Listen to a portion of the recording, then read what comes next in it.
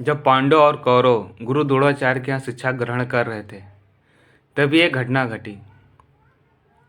हम सभी जानते हैं कि गुरु द्रोणाचार्य ने अर्जुन को सर्वश्रेष्ठ धनुर्धर बनाने के लिए एकलव्य का अंगूठा मांग लिया था, लेकिन ये सच्चाई नहीं है, ये सरासर झूठ है।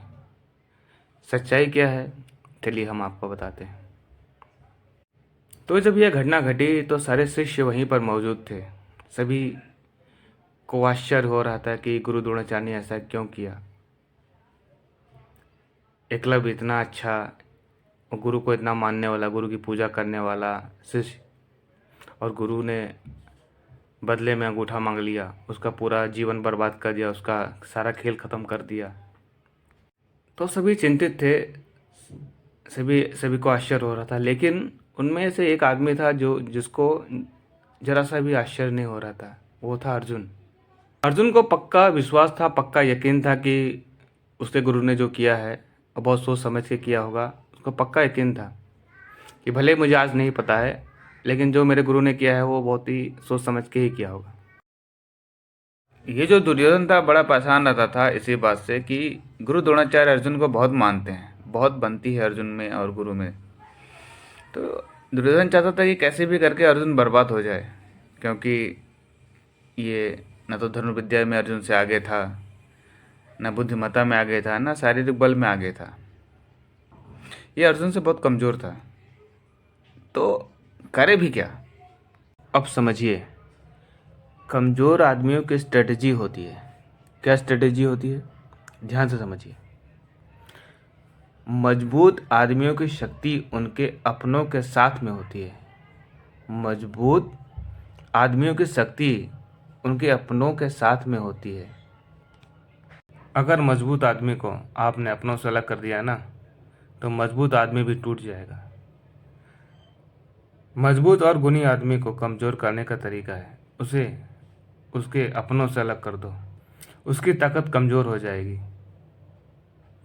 दुर्योधन जो कि बचपन से ही शकुनी के साथ में था, उसे कूटनीति अच्छे से आती थी। उसको समझ में आ गया था ये तो ताकतवर इंसान है अर्जुन। तो एक काम करता हूँ, द्रोणाचार्य से बहुत पड़ता है, उसे से इसको अलग कर देता हूँ। गया अर्जुन के पास, कांड भाना शुरू कर दिया।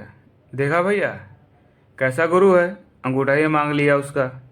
तुमको सर्वश्रेष्ठ बनाने के लिए अर्जुन को बोल रहा है दुर्योधन। आज उन्होंने उसका अंगूठा मांग लिया है तुमको सर्वश्रेष्ठ बनाने के लिए। क्या पता कल कोई और मिल जाए, तुम्हारे अंगूठा मांग ले। कोई भरोसा नहीं है इस गुरु का, यह गुरु गड़बड़ है। तो शुरुआत में अर्जुन नहीं मान रहा था, लेकिन बार बार सुनते सुनते कान में जा रही है बात, दुर्योधन बोले जा रहा है, बोले जा रहा है, बोले जा रहा है। तो अर्जुन को भी लग गया बातों में सच्चाई है, गुरु गड़बड़ है। हालांकि अर्जुन में इतनी बुद्धिमत्ता थी, इतना संयम था, वो पूरी तरह फैल नहीं गया और अपना आपा नहीं खोया और जाके बोलने लगा, हाँ गुरुजी तुमने ये ऐसा क्यों कर दिया। वो रोते हुए गुरुजी के पास गया और बोला, मुझे समझ में नहीं आ रहा है कि आपने ऐसा क्यों किया। मैं समझना चाहता हूँ इसका कारण। तब द्रोणाचार्य ने उसको कारण बताया। जो एकलव्य था ना, जिस राज्य से बिलोंग करता था, वो हस्तिनापुर का दुश्मन राज्य है। और मैंने भीष्म पितामह जी को वचन दिया है कि आप लोगों को ऐसा तैयार करूँगा कि हस्तिनापुर का प्रोटेक्शन हो पाए। हस्तिनापुर को प्रोटेक्ट करने के लिए मुझे अपॉइंटमेंट किया गया है। मुझे जो फीस मिल रही है ना गुरु की, वो हस्तिनापुर को प्रोटेक्ट करने के लिए मिल रहा है। तो मैं कैसे किसी भी हाल में एक ऐसे शिष्य को शिक्षा दूं जो हस्तिनापुर को बर्बाद करने वाला बने। ये सोचकर मैंने उसका अंगूठा मांग लिया। अर्जुन को एहसास हुआ, बाप रे बाप, ये अपना गुरु द्रोणाचार्य तो बहुत दूर की सोचता है, गजब आदमी है। तब उनकी इज्जत और बढ़ गई, प्रेम और बढ़ गया। तो मोरल ऑफ द स्टोरी क्या है इसका, आप ध्यान से समझिए। जब दो भाइयों में लड़ाई होती है, आपने देखा होगा अपने मोहल्ले में, गांव में, जब दो भाइयों में लड़ाई होती है तो कुछ बदमाश पड़ोसी होते हैं ना, वो आते हैं कंधे पर हाथ रखने के लिए। अरे रे रे रे, तुम्हारे साथ बहुत गलत हो गया यार। एक काम करो, छोड़ो उसको, हमारे घर चलो। आओ, मटर पनीर बना है हमारे घर में, चलो चलो चलो चलो। और अगर आप उस वक्त उसके उसके साथ उसके घर चले गए ना, कब्जा कर लेगा आपके खोपड़े पर। वो आपको आपके भाई से अगले दिन निश्चित ही लड़वा देगा, क्योंकि क्योंकि उसका इंटेंशन ही वही था। कमज़ोर है ना वो, आपसे लड़ नहीं सकता, आपके भाई से लड़ नहीं सकता। और अगर आप दोनों साथ हैं तब तो और भी कुछ नहीं कर सकता। उसको पता है, दोनों को अलग करो फिर दोनों को मार दो, दोनों का खेल ख़त्म।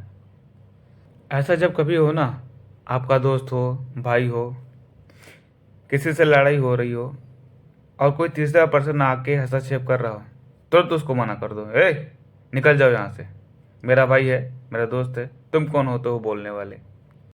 और अगर आपने उसकी बात उस समय सुन ली, सुनते सुनते सुनते सुनते, समझिएगा, कान का कनेक्शन सीधे दिमाग से है। ये चीज़ ध्यान रखना, हमारे कान का कनेक्शन सीधा दिमाग से है। ये दरवाज़ा खुला है, अंदर इसमें गंदगी जा रही है, जा रही जा रही है। वैसे एक कहावत भी है, हमारा कान हमारा कान जो है ना, घड़े के दरवाजे के जैसा है। इसमें जितनी गंदगी जाएगी, हमारी ज़ुबान से, हमारे शब्दों से, हमारे करेक्टर से, हमारे बिहेवियर से बदबू आती ही रहेगी। अगर हमने गंदगी जाने दिया तो उसकी जीत हो जाएगी, हमारी हार हो जाएगी। तो इस चीज़ का हमेशा ध्यान रखें।